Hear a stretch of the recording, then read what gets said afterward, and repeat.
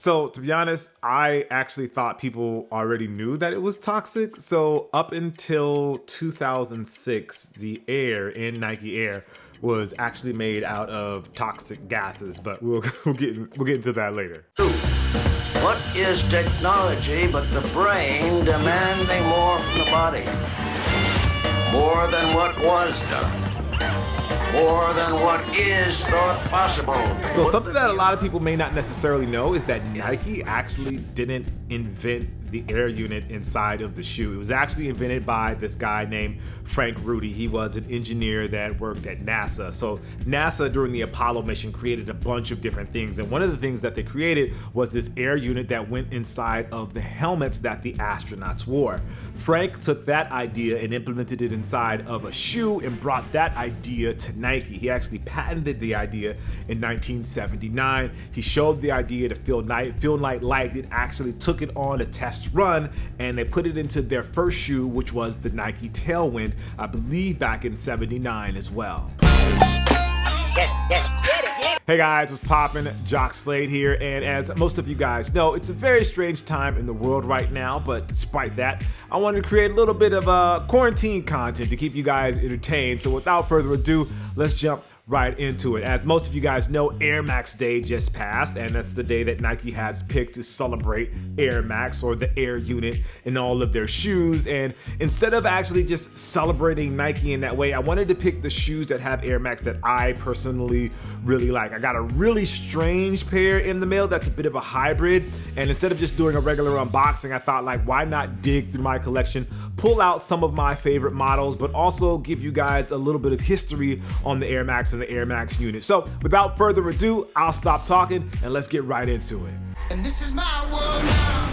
When you talk about Air Max, there's only one shoe that you should really talk about that started things off, and that is this one. This is the Air Max 1. Yes, there were plenty of Nike shoes that had Air before the Air Max 1, but the Air Max 1 was the first shoe that actually showed the Air unit inside of the shoe and allowed us, the people, to actually see what the Air unit actually looked like. It was a game changer as far as the design goes, and big shout out to Tinker Hatfield. He is a design legend. You know him from Jordan, but he was also the guy that designed the Air Max 1. Now, this isn't the actual original Air Max 1. I have a couple pair of those, but the reason that I grabbed this one is because this is the Flyknit Ultra Air Max 1, which is a version of the shoe that Nike made back in 2016.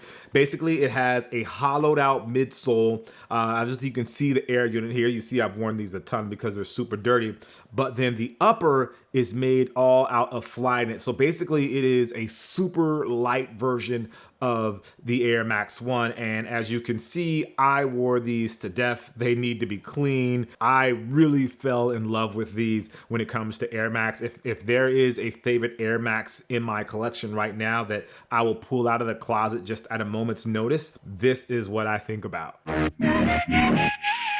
Looking at the Air Max ladder, there is one Air Max that I will say is one of the shoes that actually helped me fall in love with sneakers, and that is the Air Max 95. Now, this is a new colorway, almost like kind of like a silver bullet Air Max 97 sort of colorway, but the original colorway, the black and the gray and the Volt, is the original, and that is the one that I will honestly say is one of the first shoes that just stopped me in my tracks when I saw it on a store shelf. Like, you know, one of those things where you're walking like in a mall or something, and out of nowhere or out the corner of your eye, you see something, you turn to look.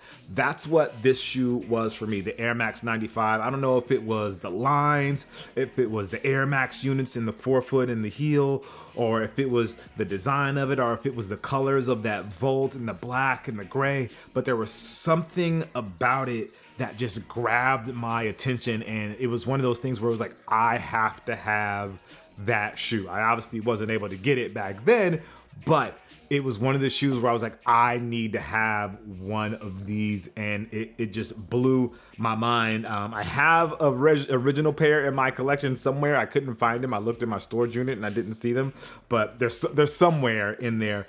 I think this shoe could actually come out in 2020 and no one would know that this shoe was from 1995. I think it looks that futuristic. It has such a timeless design, and Sergio really took things to the next level when he put this together, and I'm really excited that he did because it's one of the shoes that helped me fall in love with sneakers. Careful, I'm a lion. So a lot of people didn't realize this, but the actual air inside of the air units was actually toxic, and it wasn't like a big thing that Nike talked about a lot, and I thought that more people knew about it.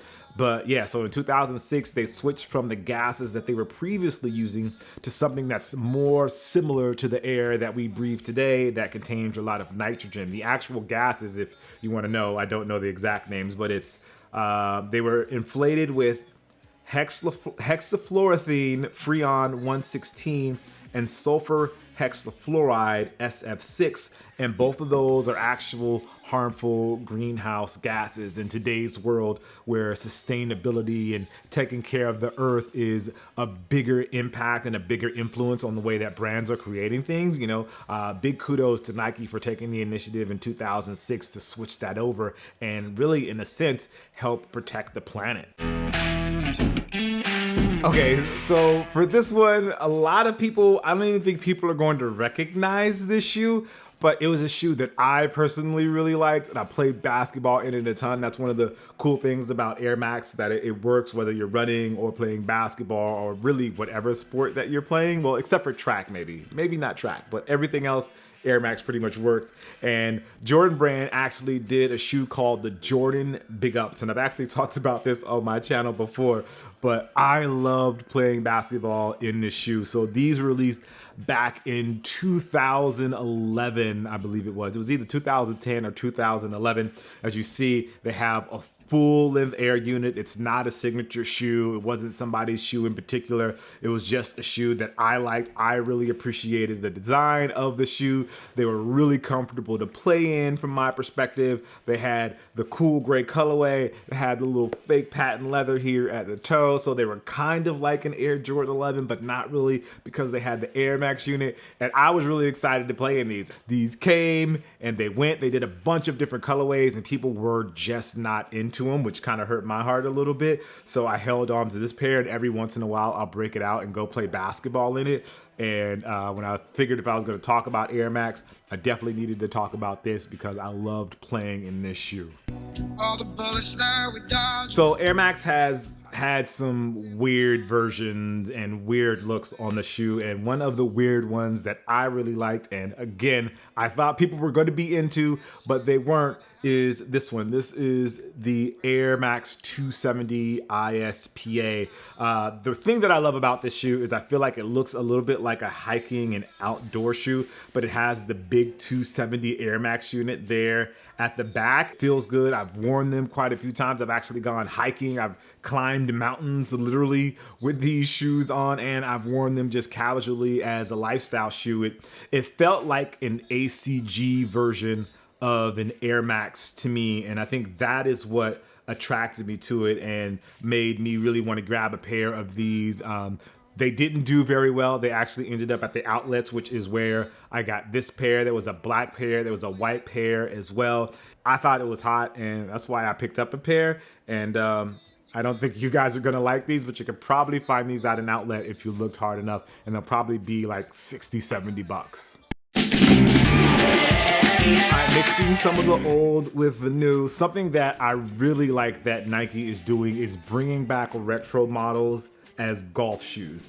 And one that they did that I did not expect to happen at all was this shoe, the Air Max 97 Golf. Now, I wasn't as big of a fan of the Air Max 97. I thought it was a cool shoe. I have pairs, but I just wasn't blown away by it. I mean, there's obviously some history behind it, and I respect the history, but it just wasn't a shoe that I was going crazy over. However, when I saw that they made a golf version of the shoe, and you see here it has the integrated traction on it, that is what really got me excited and really got me into the shoe. I would love to see golf get a little bit cooler, and I think that kind of starts with sneakers and the sneakers that people wear. And if they're wearing a pair of 97 sneakers at, say, a Masters or a Players or something like that, I think that's really cool and gives that community a bit of a leg up in the cool factor in my world. So when it comes to cool shoes, a golf version of an Air Max 97, that's pretty good in my book.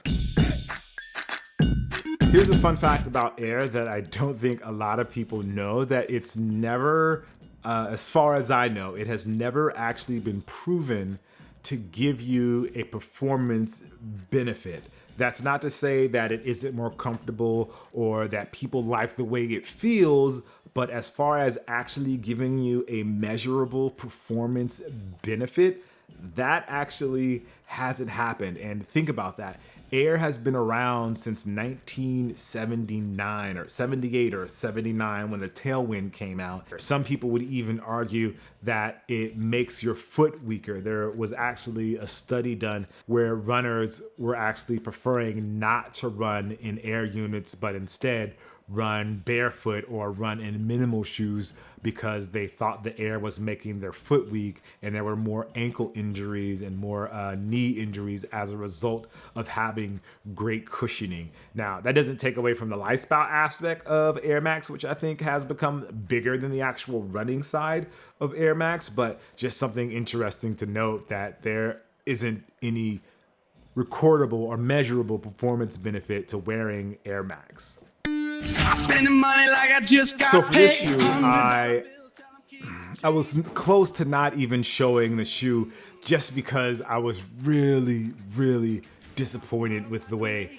that it came out when they retroed this sneaker. I remember seeing it when I was a little kid and I was really excited about it. And so I bought them as soon as they became available. But then when they arrived, I felt the quality and I was just super, super disappointed. And that shoe is this one, the Air Max 93. It has such a cool design. It's such a unique design that's really indicative of that time. It kind of reminds me of like Charles Barkley's Nike sneaker and like a Nike running shoe kind of put together. And I thought it was going to be really dope. And I bought these looking to wear these a lot. I actually bought 2 pair of these looking to wear these a lot. And then I got them in hand and the quality just wasn't up to par, and I was just really disappointed. The leather feels super plasticky and cheap, and I kept them and I wore them a couple times just because of the nostalgia factor and because I just thought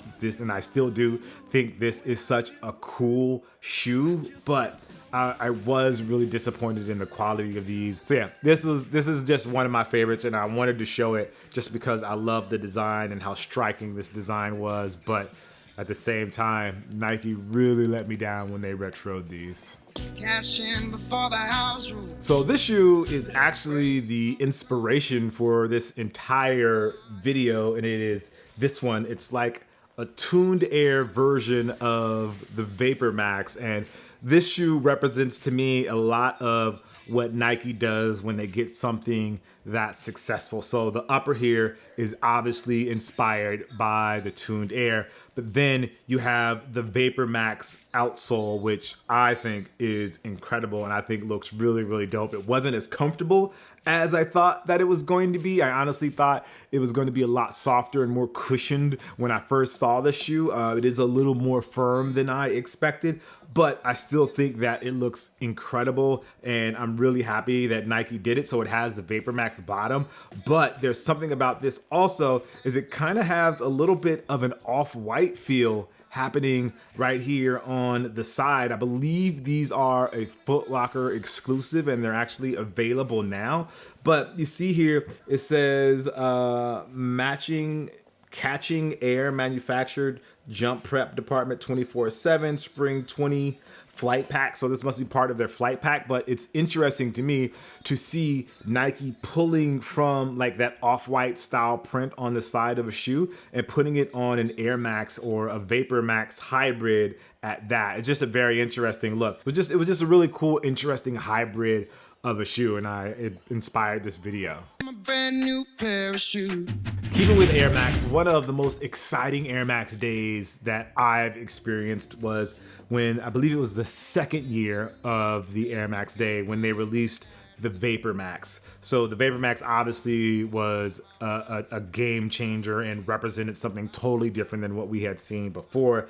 They actually put them on Nike ID for a limited time, and that's where this version came from. I actually got this pair because I hosted an event for Nike for Air Max Day, and that's how I was able to secure this Nike ID pair. But you see, it has the green that they've been using for Air Max Day, and then it has the original color of the red and white that you see on the Air Max 1, and then finally you have the 326, which is Air Max Day, allegedly the day that the Air Max 1 was released back in 1987, on the tongue. And again, just a really comfortable shoe for the upper. I love Flyknit. I'm a big fan of Flyknit. I have the Flyknit Air Max 1, I have the Vapor Max Flyknit, I have Flyknit Jordan 1s, so I have Flyknit Air Force 1s. So all of those shoes just kind of fit into my wheelhouse just because I think they're so comfortable and I love the way that they fit. Now, the outsole, again, the Vapor Max, you do kind of have to wear it in to get used to it. It's not as soft as I think most people would expect. It's a little more firm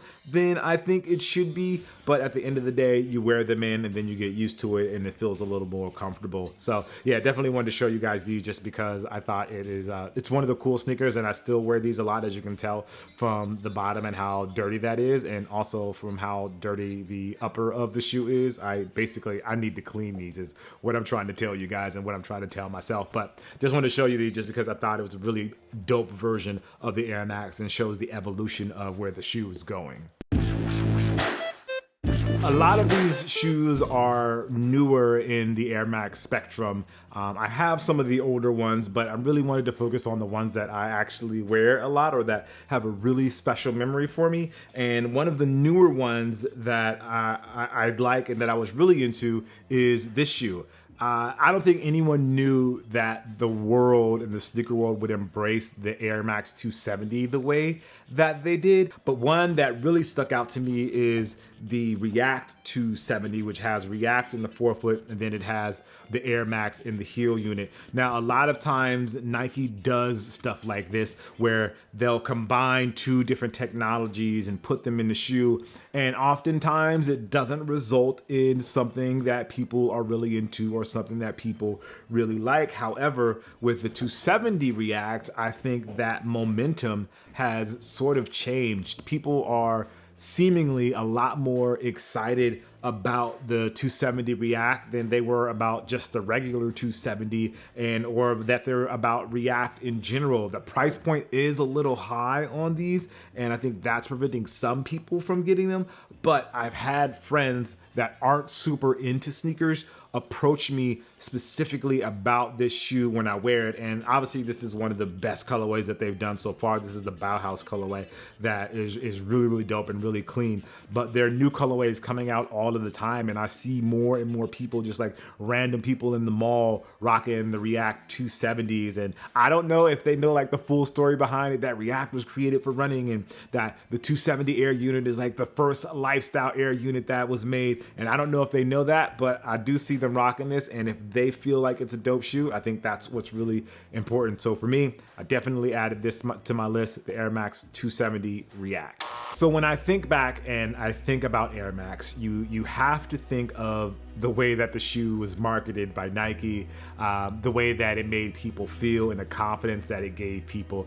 There isn't a measurable benefit to Air units inside of your shoes. They do make them feel different than they would if they didn't have it, but there hasn't been a scientifically proven measurable benefit. However, I think there was a confidence that Air Max gave people because people liked the way that the shoe looked. It made them feel good, and when you feel good, as Deion Sanders say, you play good. And I think Nike putting Air Max in shoes and having the Air unit visible, it made people feel like they had this insight and they could see the technology that was going to make them better. So they had us thinking that this Air Max could make us better and that it could make us faster or jump higher or all of these different things. But in reality, it was really all for show. It looks great and it felt great, and I think it changed the way we looked at sneakers forever, and it continues continues to change the way we look at sneakers, and I love Air Max sneakers as a result of it.